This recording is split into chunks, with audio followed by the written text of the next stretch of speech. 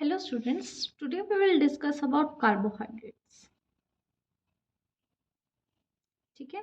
सबसे पहले अगर हम साइंटिफिकली बात करें तो कार्बोहाइड्रेट्स क्या होते हैं? These are actually polyhydroxy aldehydes और polyhydroxy ketones। या फिर अगर हम उसके डेरिवेटिव की बात करें तो उनको हम कार्बोहाइड्रेट्स बोलते हैं। ठीक है, जैसे कि ये कार्बन की आपकी चेन है।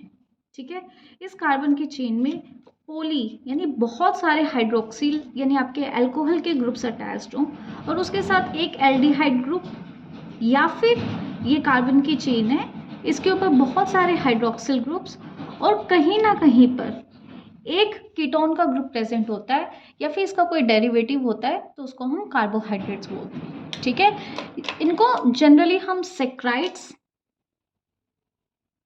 या फिर शुगर भी बोलते हैं। ठीक है, these are also called as saccharides और शुगर। अगर हम इनकी प्रेजेंस की बात करें कि ये कहाँ पर प्रेजेंट होते हैं कहाँ पर नहीं, तो ये प्लांट्स के अंदर भी प्रेजेंट होते हैं और एट द सेम टाइम ये एनिमल्स के अंदर भी प्रेजेंट होते हैं। हम इसके दो एग्जाम्पल स्टडी करते हैं। ठीक है, प्लांट्स के अंदर जो खाना स्टोर होता है, it get stored in the form of starch. ठीक है, स्टार्च आपका कार्बोहाइड्रेट है। उसके साथ साथ काफ़ी सारे स्ट्रक्चर्स होते हैं, जैसे सेल वॉल होती है प्लांट्स की, ये बनी हुई होती है सेलुलोज। ठीक है, cellulose is again a carbohydrate. अब हम एनिमल्स की बात करें तो एनिमल्स के अंदर खाना, जैसे ह्यूमंस के अंदर खाना जो एक्सेस में होता है, it get stored in the form of glycogen. ठीक है, which is again a carbohydrate. या फिर हम एग्जाम्पल लें हैप्टिन। ठीक है, विच इज अ एंटीकोगुलेंट, ये हमारे खून को जमने से रोकता है। ठीक है, which is again a carbohydrate. हमारे अर्थ का 1% ऑफ द सेलुलर पूल की अगर हम बात करें, then it is made up of carbohydrates. ठीक है, कार्बोहाइड्रेट्स अब एक्चुअली इसकी सिंथेसिस कैसे होती है? ठीक है, हाउ दीज आर फॉर्म्ड। अगर हम इसकी सिंथेसिस की बात करें तो इसकी सिंथेसिस प्लांट के अंदर होती है by the process called as photosynthesis. ठीक है, फोटोसिंथेसिस में एक्चुअली क्या होता है बेटा? Carbon dioxide in the presence of water, in the presence of sunlight and magnesium ions, chlorophyll के अंदर it leads to the formation of glucose which is a carbohydrate and oxygen. ठीक है, अब हम कर रहे हैं इस इक्वेशन को बैलेंस। ठीक है, इस प्रोसेस के अंदर जो आपका ये C6H12O6 बना है, दिस इज एक्चुअली आपका ग्लूकोज। ठीक है, इसकी सिंथेसिस प्लांट्स के अंदर होती है by the process of photosynthesis. अब हम बात करते हैं इसकी केमिकल प्रॉपर्टीज।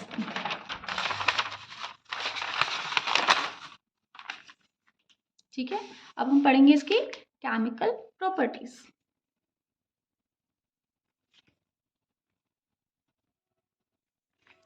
अगर हम इसकी केमिकल प्रॉपर्टीज को पढ़ते हैं बेटा, इसका सबसे फर्स्ट जो इसका एम्पेरिकल फॉर्मूला होता है, एम्पेरिकल फॉर्मूला का मतलब है जो जब हम इसको कंडेंस करके लिखते हैं तो it comes out to be CnH2nOn।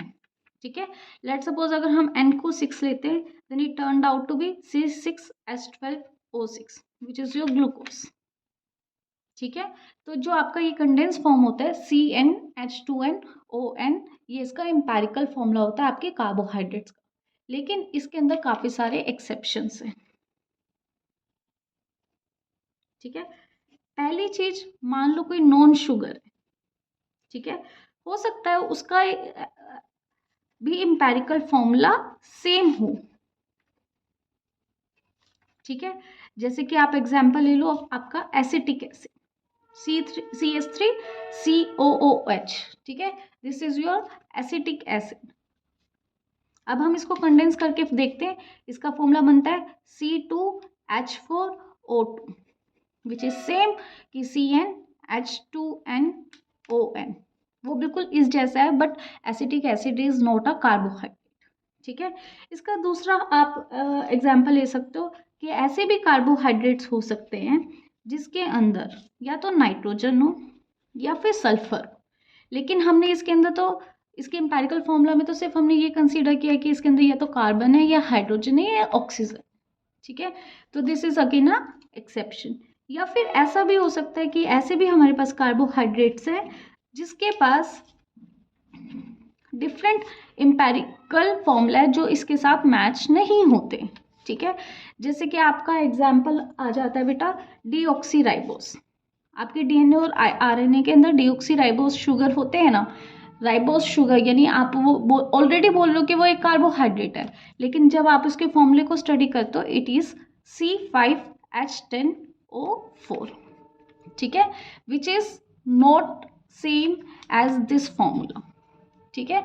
इसका मतलब है this are some of the exceptions, ठीक है। अब एक और चीज होती है जो आपका ये एम्पेरिकल फॉर्मूले के according these are also called as hydrates of carbon,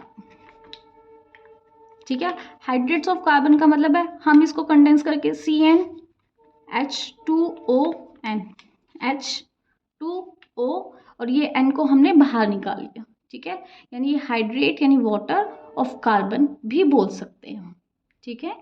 These are some of the chemical properties of